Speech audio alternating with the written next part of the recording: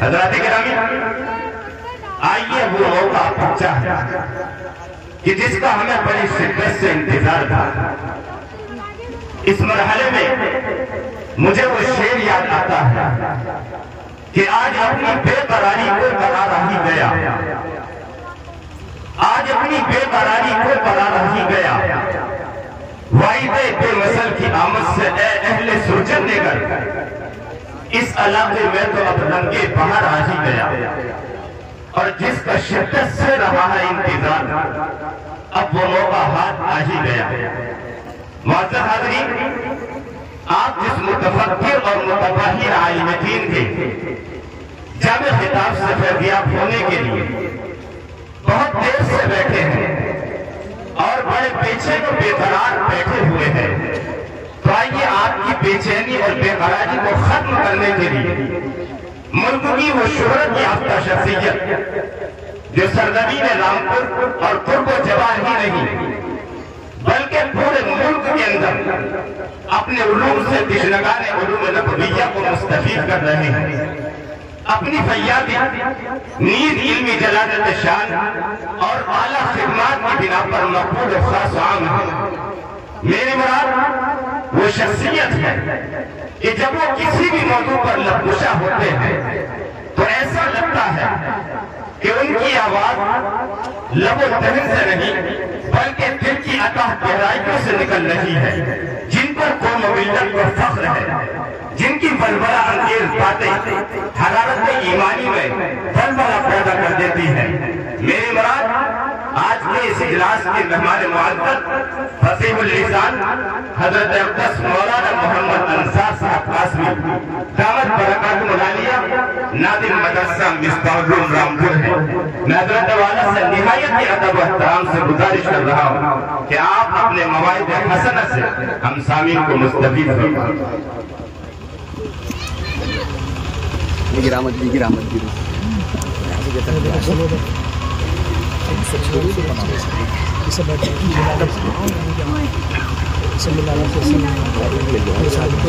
الحمد لله نحمده ونستعينه ونستغفره ونؤمن به ونتوكل عليه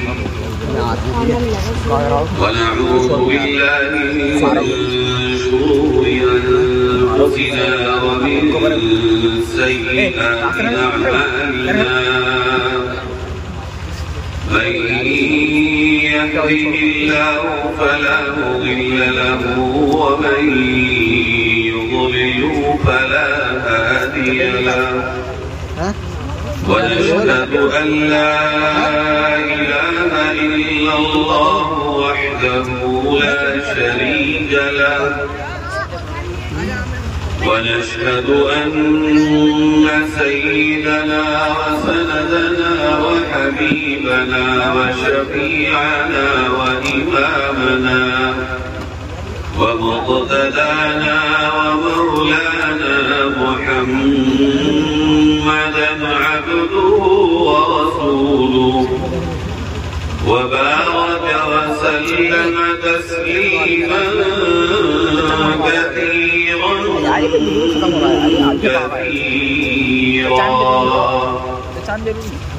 أما بعد فأعوذ بالله من الشيطان الرجيم بسم الله الرحمن الرحيم قد أفلح المؤمنون الذين هم في صلاتهم خاشعون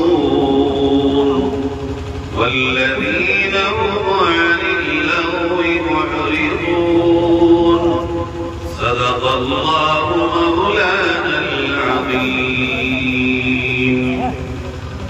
ذو الشريف عليه اللهم صل على سيدنا وعلى آل سيدنا ومولانا محمد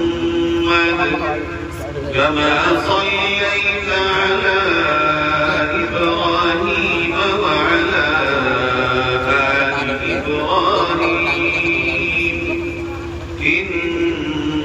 حميد مجيد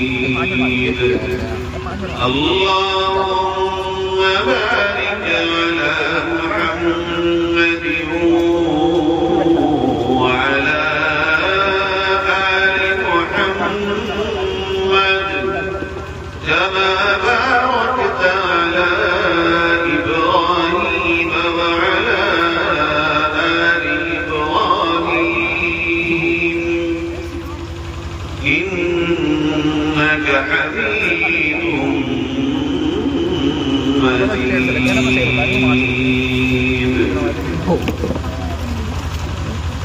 سب سے پہلے اللہ کا شکر ادا کرتے ہیں کہ اس نے اس عظیم الشان اجلاس میں ہم سب کو آنے کی توفیق نصیب فرمائی، اور دعا کرتے ہیں کہ اللہ رب العزت ہمارا اور آپ کا یہاں آنا قبول فرمائے، اور اس اجلاس کی برکت سے ہم سب کو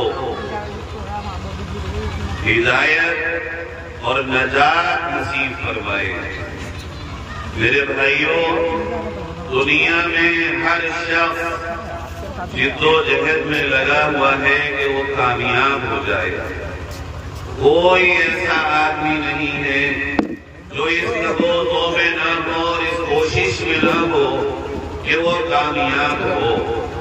الگ الگ میدانوں میں اور الگ الگ راہوں پہ لوگ کوششیں کر رہے ہیں۔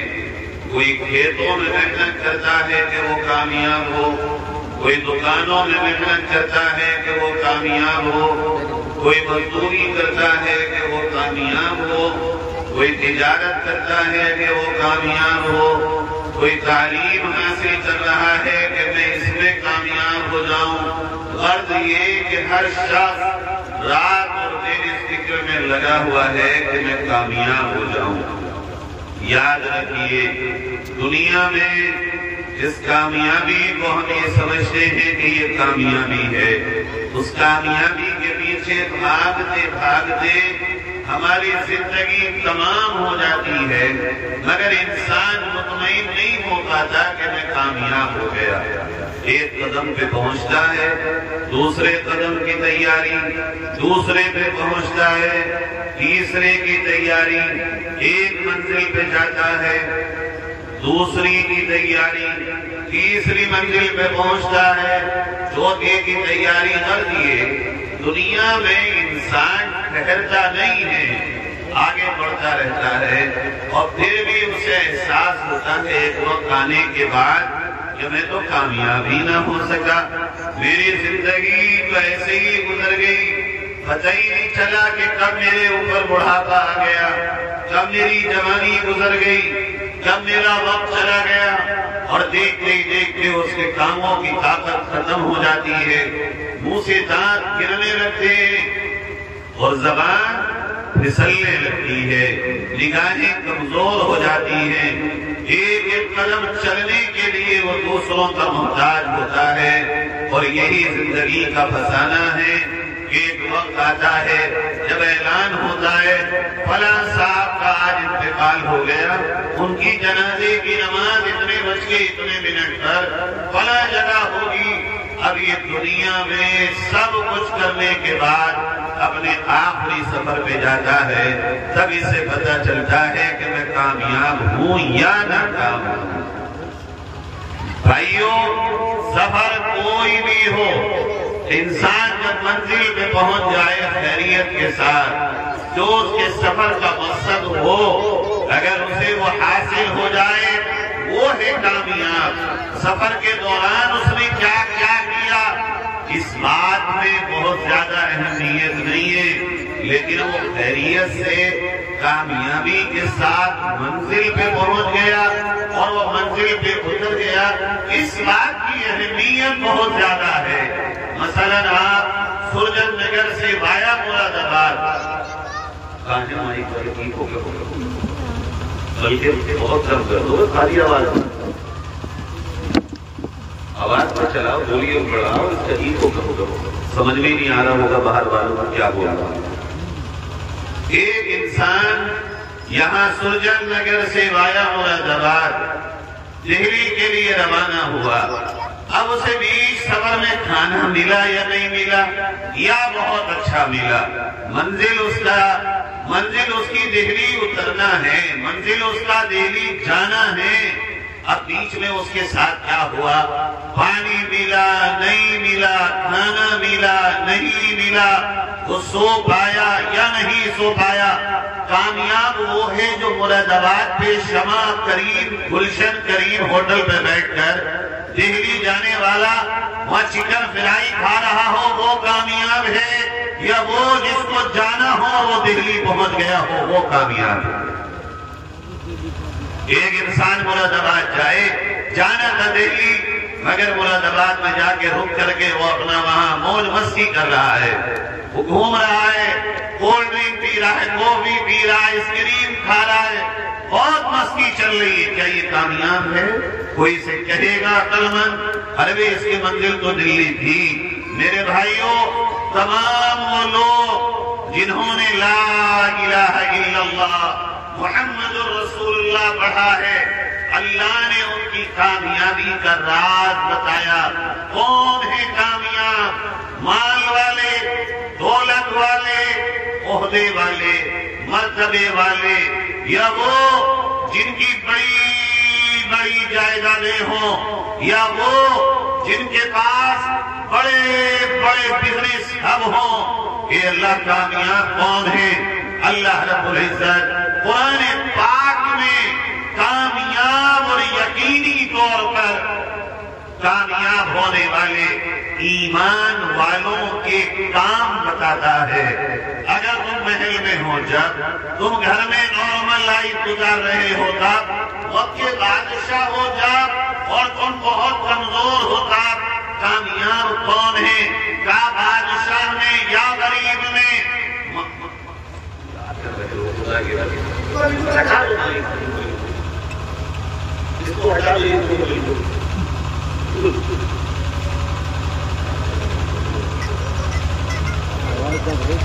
مظاہرہ تھوڑی ہے تقریر کا ہی ہے۔ استغفر اللہ العظیم۔ یقیناً کامیاب ہونے والے جو یقینی طور پر کامیاب ہوں گے، ایک کامیابی کی ضمانت دنیا والا دے، اب ٹھیک ہے، بس ایک کامیابی کی ضمانت دنیا والا دے کہ دنیا میں کوئی کہے کہ بھئی یہ کام کر لو اور آپ کامیاب ہو جاؤ گے۔ ایک کامیابی کی ضمانت دنیا کا کوئی بہت عقل مند دے کہ بھئی یہ راستہ کامیابی کا راستہ ہے، یہ کام کر لو، مگر اس میں فیل ہونے کا خطرہ ہے، ناکام ہونے کا خطرہ ہے، اس میں انسان کے گر جانے کا خطرہ ہے۔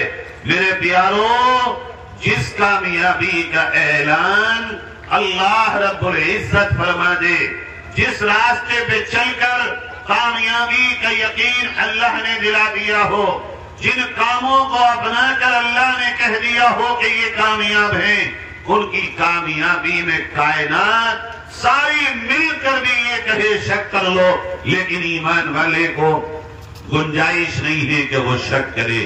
اس کا ایمان یہ ہو کہ اللہ نے جو کہا وَمَنْ أَصْدَقُ مِنَ اللَّهِ قِيلًا، اللہ سے زیادہ سچی بات کرنے والا کوئی نہیں۔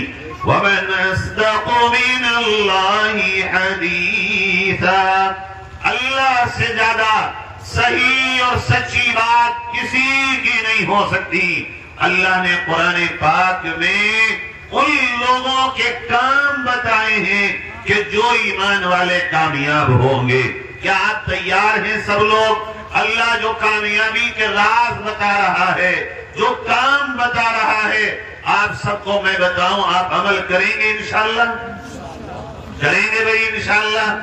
آپ دکان پہ رہ کے وہ کام کریے، کھیتوں میں رہ کے بھی وہ کام کر لیجئے۔ امیر اور غریب دونوں وہ کام کر سکتے ہیں۔ کامیابی امیری اور غریبی سے نہیں ہوتی، کامیابی امیر ہو یا غریب ہو، طاقتور ہو یا کمزور ہو، وہ گاؤں میں ہو یا شہر میں ہو۔ میرے پیاروں، کامیاب وہ ہے جس نے کامیابی کے لیے اللہ کے بتائے ہوئے ان راستوں کو چن لیا اور ان صفات حق کو اپنی زندگی میں لے لیا وہ یقیناً یقیناً یقیناً کامیاب ہو جائے. کیا ہے پہلا کام؟ اللہ رب العزت ارشاد فرماتا ہے قد افلح المؤمنون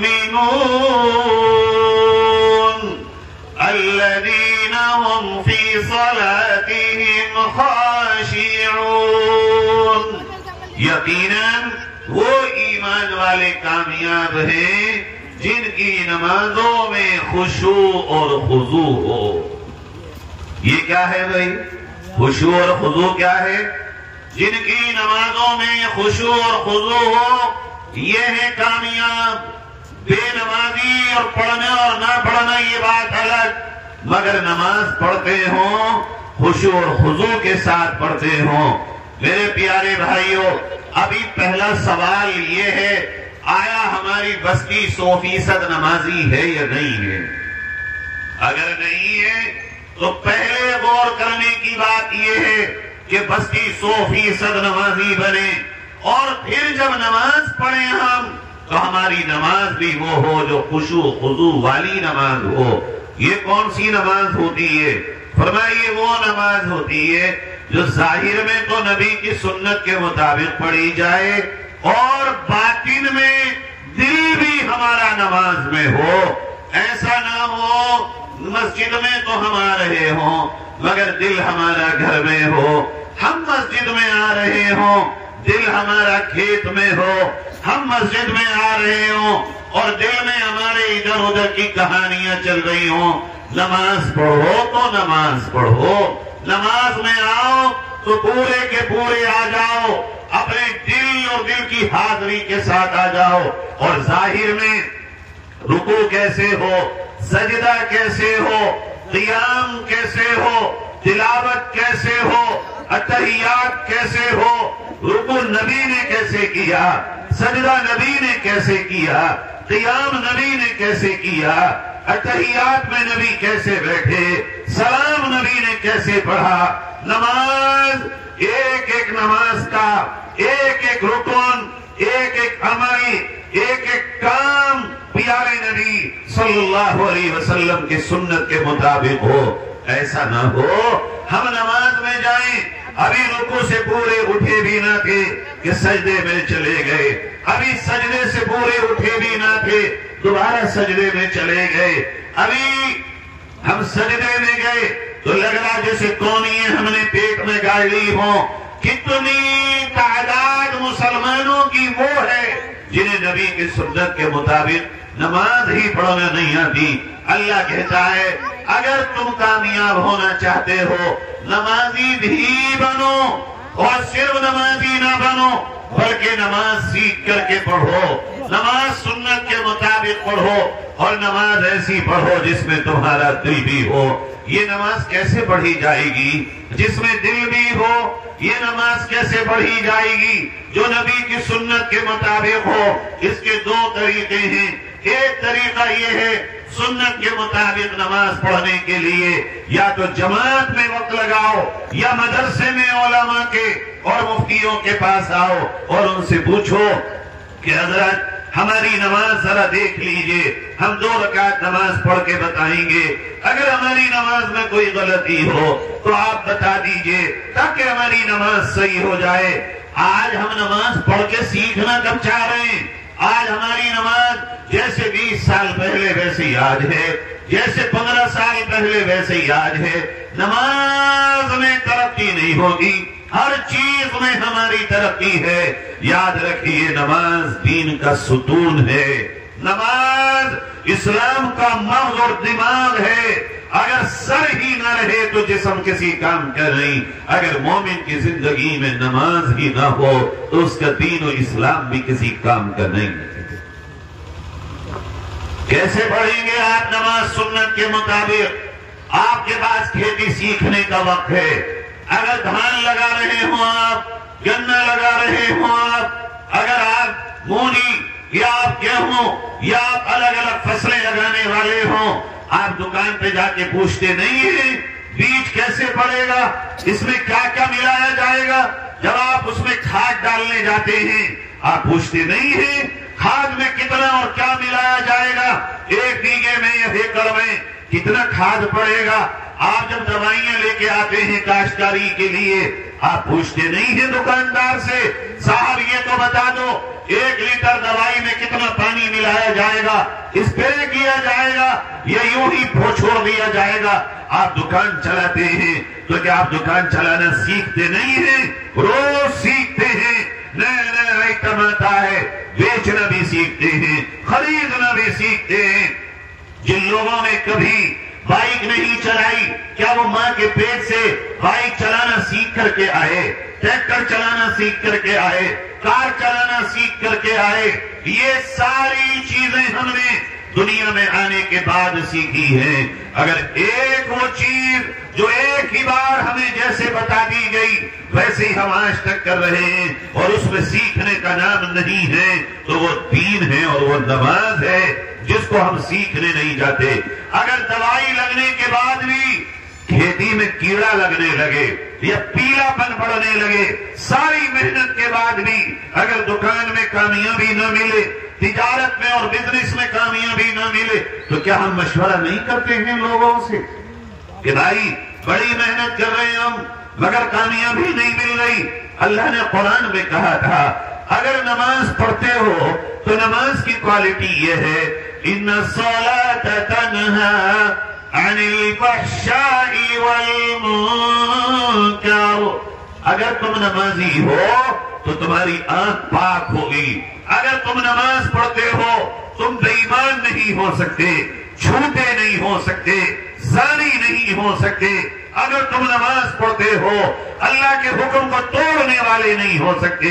آج میں اپنے آپ سے یہ پوچھوں نماز بھی پڑھ رہا ہوں مگر میری آنکھ کی حیا کیوں نہیں آئی؟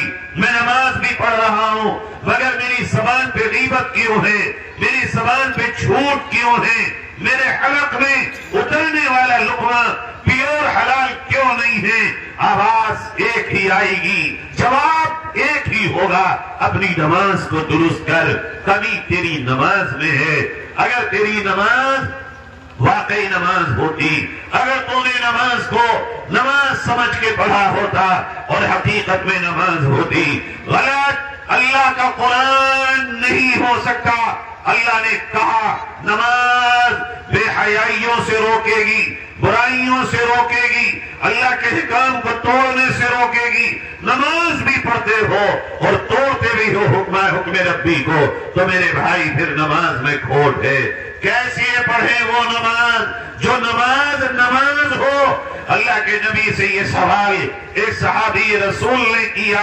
اللہ کے نبی صلی اللہ علیہ وسلم نے جواب دیا نماز ایسے پڑھو جیسا کہ تمہیں رخصت کرنے والی نماز ہو. ایسے نماز پڑھو جیسے یہ تمہاری آخری نماز ہو. اور میں آپ سے سچ کہہ رہا ہوں ایک مرتبہ صرف 2 رکعت نماز اس نیت سے پڑھ کے دیکھ لینا کہ یہ میری آخری نماز ہو سکتی ہے، یہ میری آخری رکعت، آخری رکوع، آخری سجدہ ہے اور اس کے بعد ہو سکتا ہے میں دنیا میں نہ رہوں. اگر فیلنگز ایسی ہوں، اگر جذبات ایسے ہوں، اگر احساسات ایسے ہوں کہ یہ آخری نماز ہے میرے بھائیوں، اس وقت جو نماز کی سچویشن ہوگی، اس وقت جو میری آپ کی نماز میں حالت ہوگی وہ حالت جدا ہوگی، وہ کچھ اور ہوگی، وہ زبان سے کوئی نہیں بتا سکتا. ہر بندے کا حال کچھ الگ ہی ہوگا. آج ہم جو نماز پڑھتے ہیں آتے ہیں قیدیوں کی طرح، جاتے ہیں جیسے جیل سے کھول دیے گئے ہوں.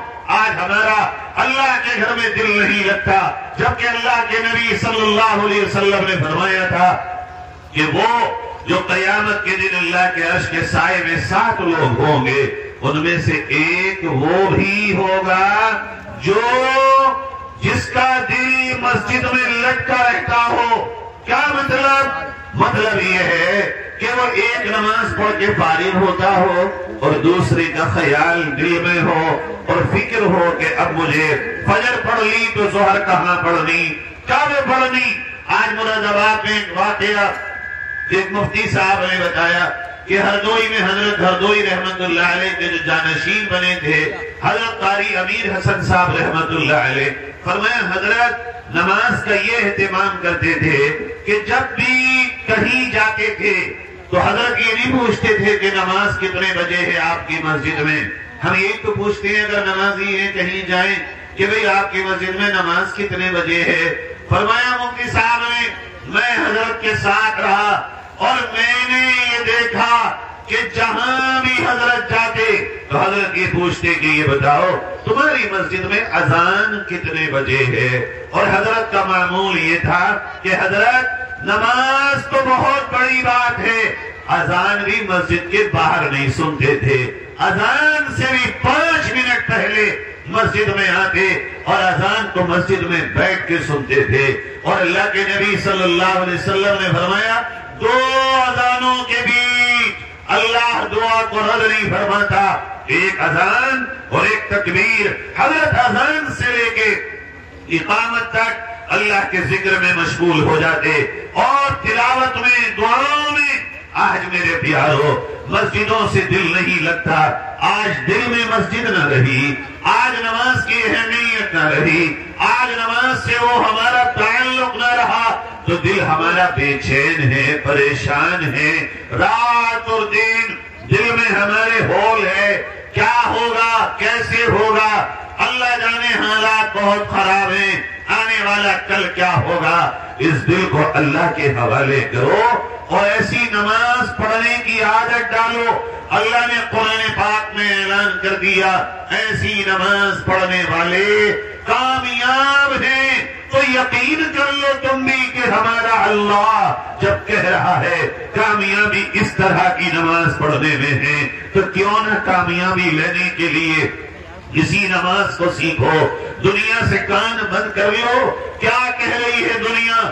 دیکھو نا فلسطین کے مسلمانوں کو آج سب کچھ ختم کرا کر بھی یقیناً شہادتیں ہوئی، یقیناً موتیں ہوئی، یقیناً ان کی بربادی ہوئی، یقیناً ان کے گھر توڑ دیے گئے، گھر ملبوں میں تبدیل کر دیے گئے. اور آج جب وہ واپس آ رہے ہیں ننھے ننھے بچے، معصوم سے بچے، معصوم سی کلیاں، جوان آ رہے ہیں اور عورتیں آ رہی ہیں، کسی ایک کی زبان پہ بھی اللہ سے شکایت کا لفظ نہیں ہے. ایک بندہ خدا پورے ملک فلسطین اور اس غزہ میں ایسا نہیں دکھا سکتا کوئی جو اللہ سے شکایت کر رہا ہو. جب دل میں اللہ ہو، جب دل اللہ کا ہو جائے اور جب انسان اللہ سے اپنا سودا کر لے تو دنیا کی تباہی آبادی سے ان پہ فرق نہیں پڑتے.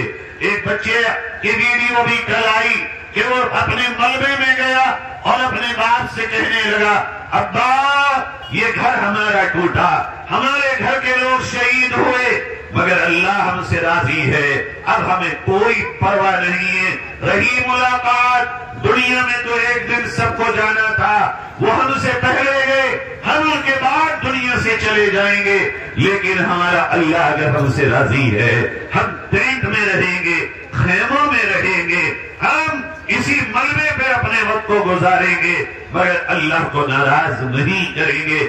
دونوں باپ بیٹوں نے نماز کا وقت ہوا اسی ملبے کو ہٹایا، اذان دی. میں آپ سے سچ کہہ رہا ہوں جو اذان میں درد، کسی نے کہا تھا نا ملا کی اذان اور مجاہد کی اذان اور، یہ الفاظ و معانی میں تفاوت نہیں لیکن ملا کی اذان اور مجاہد کی اذان اور اس کی اذان کا جو درد ہے اور جو اس نے اپنے تباہ شدہ ملبے پہ اذان دی ہے وہ اذان کا ایک ایک جملہ دل کو چیرتے ہوئے جاتا ہے. اور پھر وہاں جماعت کی نماز ہے. اور میرے پیارے بھائیوں ہمارے آپ کے پاس گھر ہے رہنے کو، کھانے کو کھانا ہے، پینے کو پانی ہے، کمانے کو اسباب وسائل اور ذرائع ہیں، اس کے باوجود ہماری آپ کی زندگیوں میں وہ نماز کی کیفیت نہیں ہے جس کو پیدا کرنا بہت ضروری ہے. آج ضرورت اس بات کی ہے کہ آج یہ مجمع صرف تقریر سن کے نہ جائے، صرف اسی طرح نہ جائے کہ ہاں بھئی ایک جلسہ ہوا، ہم گئے تھے اور مولانا نے بڑی شاندار بات کہہ دی، مفتی محی الدین صاحب نے بڑا اچھا جلسہ کرایا، ان باتوں سے کوئی فرق نہیں پڑتا. بات تو یہ ہے کہ آپ اپنے اللہ کی وہ بات جو آپ کو اس اسٹیج کے ذریعے بتائی جا رہی ہے اسے اپنی مٹھیوں میں باندھیں، اپنے دل کی تختی پر لکھیں اور یہاں سے یہ عہد کر کے جائیں، یہ عزم لے کر کے جائیں کہ آج جو بتایا گیا ہے میرے رب کا بتایا ہوا وہ راستہ جو کامیابی کی منزل کو جاتا ہے، ہم اپنی زندگیوں کو اس راستے پر چلائیں گے. اگر یہ عزم ہم کریں گے تو انشاءاللہ ارے اللہ کی مدد آنے کو تیار ہے. وہ رحیم ہے، کریم ہے، وہ عفو و غفار ہے. میرے بھائیوں وہ تو ہمیں پیدا کرنے والی ماں سے زیادہ محبت کرنے والا ہے. کوئی ہو تو صحیح اس کو منانے والا، کوئی ہو تو صحیح اس کے آگے جھکنے والا، کوئی ہو تو صحیح اس سے لو لگانے والا، کوئی ہو تو صحیح اس کی طرف متوجہ ہونے والا، کوئی ہو تو صحیح اس کی طرف رجوع کرنے والا. اللہ کی طرف تھوڑی سی لو تو لگاؤ، تم چل کے تو آؤ، اپنے دل کو تو سنوارو، اپنے زندگی کے رخوں کو صحیح تو کر کے دیکھو. میرا آپ کا رب اتنا طاقتور ہے کہ وہ چاہے تو سب سے بڑے دنیا کے اس وقت کے بادشاہ نمرود کو ایک مچھر لنگڑے سے مروا سکتا ہے. یہ ہے پہلا کام. ارادہ کریں بھئی انشاءاللہ نماز سنت کے مطابق سیکھ کر پڑھیں گے. ہاتھ اٹھائیے کون کون ارادہ کرتا ہے؟ ماشاءاللہ. دوسرا ارادہ یہ کریں جب نماز پڑھیں گے تو تھوڑی سی نماز سے پہلے اللہ سے بات کریں گے. وہ اس طرح کہ اپنے دل میں ایک خیال پیدا کریں کہ ہو سکتا ہے یہ نماز میری آخری نماز ہو سکتا ہے یہ نماز میری زندگی کی آخری ہو. اور یہ خیال سچنی تو ہوگا. اچھا میرے بھائی کوئی تو نماز آخری بنے گی، ایک وقت تو آئے گا نا، کوئی تو دن میری زندگی کا آپ کی زندگی کا آخری ہوگا نا، کوئی رات تو آخری ہوگی. پتا ہے کون سی ہوگی؟ پتا ہے کون سا دن ہوگا؟ پتا ہے کون سا نوالا ہوگا؟ ہے ہمیں اور آپ کو پتا کہ وہ کون سا لمحہ ہوگا جو آخری ہوگا؟ اللہ کے سوا اس لمحے کو کوئی نہیں جانتا. ہمیں تو ہر آن یہی سمجھنا ہے ہو سکتا ہے آج آخری، ہو سکتا ہے کل آخری. اور ایسے لوگوں کا ہوتا نہیں ہے. لوگ جاتے ہیں گھر سے یہ کہہ کر آ رہا ہوں، کتنوں کے جنازے آئے واپس کہہ کے جاتے ہیں لوگ ابھی گیا اور ابھی آیا، مگر ابھی جا کے واپس نہیں آتے لوگ.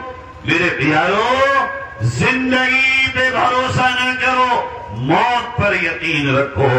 زندگی ختم ہونے والی ہے، موت اٹل ہے، آنے والی ہے. کامیاب وہ نہیں کہ جو زندگی بہت اچھی گزار دے، کامیاب وہ ہے جو بہت اچھی موت کو پا لے. ہمارے یہاں رامپور سے ابھی پچھلے مہینے ایک صاحب عمرے کے سفر پہ گئے. رشک آئے گا آپ کو سن کر. یہاں سے گئے مکہ مکرمہ، عمرہ کیا، ایک اور عمرہ کیا. میرے بہت قریبی جاننے والے تھے، وہاں گئے عمرہ کیا، 2 عمرے کیے انہوں نے. پھر مدینہ منورہ پہنچے، پیارے نبی حضرت محمد مصطفیٰ صلی اللہ علیہ وسلم کے مبارک روزے پر جا کر سلام بھی پڑھا. سلام پڑھ کے کمرے پہ پہنچے، سانس اکھڑنے لگی. ہاسپٹل میں ایڈمٹ کیا. میرے پاس فون آیا، مولانا بیمار ہے یہ. میں نے کہا ایڈمٹ کر دو. ایڈمٹ ہوئے وہیں قریب کے اسپتال میں، طبیعت اور بگڑی. پھر وہ چلے گئے قبا کے پاس، ایک الحیات ہاسپٹل ہے اس میں. قبا جانتے ہیں کون سی جگہ ہے؟ یہ وہ جگہ ہے جہاں پیارے نبی صلی اللہ علیہ وسلم مکہ مکرمہ سے ہجرت کر کے آئے ہیں، تو آپ نے سب سے پہلا پڑاؤ یہی ڈالا ہے. اور اس ہاسپٹل میں ایڈمٹ ہوئے، 8-9 دن وہ ایڈمٹ رہے. اس کے بعد انتقال ہوا، جنت البقیع میں دفن ہوئے، مسجد نبوی میں جنازہ ہوا. کوئی جانتا تھا کہ یہ جائیں گے؟ اللہ نے ایسا لگتا ہے جیسے ہم اور آپ واشنگ مشین میں کپڑے دھوتے ہیں نا، اور پھر اس میں بھی دھبے لگے رہ جاتے ہیں، تو نکالنے کے بعد ہاتھ سے دھوتے ہیں، پھر بھی رہ جائیں تو آلہ لگاتے ہیں، پھر بھی صاف نہ ہو نیمو لگا کے رگڑتے ہیں۔ ایسا لگتا ہے جب اللہ کسی کو یوں نوازنا چاہے، یہاں سے اٹھا کے مکے بلا لیا، عمرہ کرا کے گناہوں سے دھو دیا، پھر ایک اور عمرہ کرا دیا، پھر مدینہ بلا لیا، روزے پہ سلام بھی پڑھوا دیا، پھر کچھ اور رہا تھا اللہ نے بیمار کر کے صاف کر دیا، اور پھر وہ قبرستان دے دیا جہاں نبی کے گھر والے دفن ہوں، 3000 سے زیادہ صحابہ دفن ہوں۔ ارے یہ تو پتہ ہی نہیں کسی کو اللہ کس کا وقت کہاں لے آئے۔ مانگا کرو اللہ سے، اچھی زندگی بھی مانگو، زندگی میں اچھی عافیت بھی مانگو۔ اللہ نے قرآن میں بتایا مگر اچھی اللہ اچھا خاتمہ کرے۔ اللہ کے نبی مانگتے تھے اللہ حسن خاتمہ کا تیرا محمد سوال کرتا ہے، کیا ہے حسن خاتمہ؟ عراق کے ایک ولی تھے، اللہ والے تھے، شیخ متقی علی، انہوں نے اس دعا کو یوں لیا اور اس کا یوں ترجمہ کیا۔ انہوں نے کہا میں نبی کی دعا کا ترجمہ یوں کرتا ہوں، اے اللہ مجھے ایسی موت دینا جو تجھے پسند ہو۔ ساری زندگی یہی دعا مانگتے رہے، اے اللہ مجھے ایسی موت دینا جو تجھے پسند ہو۔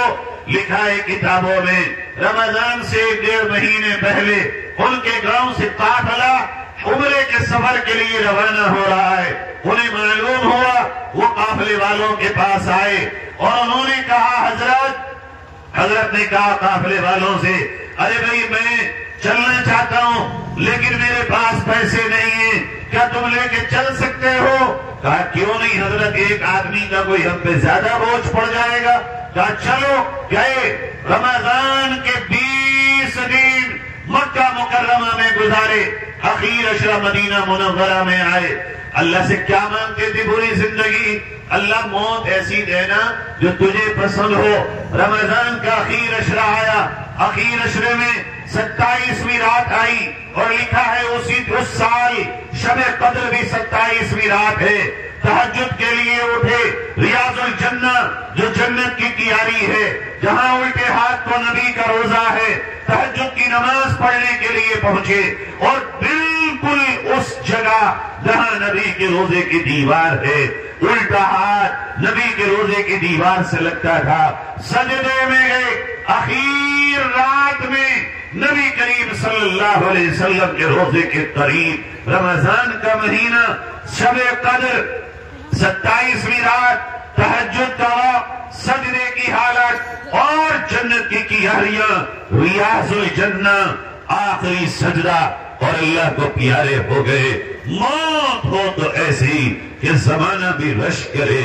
میرے بھائیوں، اللہ نے یہ بتایا کہ نماز پڑھو وہ جو سنت کے مطابق ہو اور خشوع خضوع والی نماز ہو۔ دوسری بات اللہ رب العزت نے ارشاد فرمائی قرآن پاک میں، اگر کامیاب ہونا چاہتے ہو دوسرا کام یہ ہے والذین هم عن اللغو معرضون، تم بیکار کاموں سے، بیکار باتوں سے، بیکار مجلسوں سے، بے مقصد کسی بھی بیٹھک سے اپنے آپ کو بچاؤ۔ نہ بے مقصد بولو، نہ بے مقصد کہیں جاؤ، نہ بے مقصد کسی کے پاس آؤ، نہ بے وجہ کی باتیں کرو، اپنے آپ کو کنٹرول کرو۔ زبان بھی بے وجہ مت چلاؤ اور وقت بھی بے وجہ اپنا برباد مت کرو۔ آج غور کریں ہم کامیابی کی جو دوسری کوالٹی، جو دوسری صفت اللہ نے ہمیں بتائی ہے، آج ہم اگر اپنے آپ کو شامل کر کے غور کریں 0/000 نظر آئے گا۔ ہماری مجلسیں بے وجہ، ہماری زبان چلتی ہے بے وجہ، ہم باتیں کرتے ہیں بے وجہ، فون پہ لگے ہیں، 20-20 منٹ باتیں ہو رہی ہیں، کام کی باتیں ہیں، بیٹھے ہیں بیٹھکوں میں، چوراہوں پر، چائے کی چسکیوں پر، کس لیے بیٹھے ہیں؟ کوئی کام تھا؟ نہیں، یوں ہی باتیں چل رہی ہیں۔ ٹھیک ہے، اگر خیریت دینے گئے ہو لے لو، خیریت لے کے واپس آ جاؤ. اگر جا رہے ہو راستے میں کوئی مل گیا سلام کرو خیریت لو چلے جاؤ. مگر ہمارے ہاں حال یہ ہے کہ لغویات کا انبار ہے, بے وجہ اور بیکاری کا انبار ہے. اللہ کے نبی صلی اللہ علیہ وسلم نے فرمایا من حسن اسلام المرء ترکہ ما لا یعنی. اسلام کا حسن تو یہ ہے جو بے معنی, بے مقصد اور بے وجہ کے کام اور باتیں ہیں میرا امتی اس کو چھوڑ دے. آج وجہ کہاں ہے, مقصد کہاں ہے ہماری اور آپ کی زندگی میں؟ میرے پیارو, یہ موبائل لے کے ہم اور آپ اپنے گھر میں بیٹھتے ہیں, فیس بک کھولتے ہیں, ریلز ہم دیکھتے ہیں, کوئی وجہ ہے دیکھنے کی؟ یوٹیوب دیکھ رہے ہیں, نیوز دیکھ رہے ہیں, کوئی وجہ ہے دیکھنے کی؟ رات کے 2 بجے تک, رات کے 1 بجے تک موبائل ہے میرے آپ کے بچوں کے ہاتھ میں.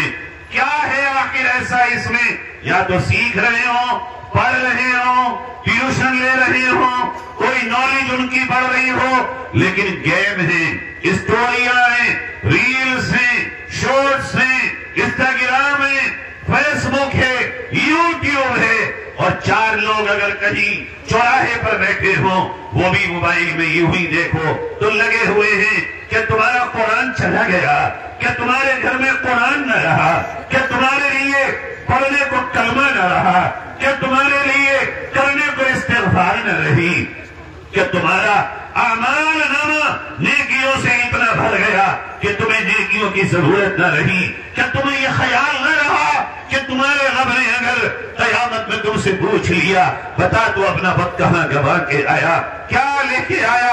ایک نعمت کا بھی سوال اگر رب نے کیا اور اس کا عوض مانگ لیا تو کیا دیں گے ہم؟ یا تو یہ کہو آج کہ ہمارے پاس نیکیاں بہت ہو گئی, اعمال صالحہ بہت ہو گئے اور ہم مطمئن ہیں, اور اگر مطمئن نہیں ہو تو تمہارے پاس پڑھنے کو قرآن تھا, پہنچانے کو قرآن تھا. اگر تم ہی یہ بیکاری میں لگے رہو گے یہ بتاؤ تو صحیح نبی کا دین کون پہنچائے گا, اس دین پہ عمل کون کرے گا؟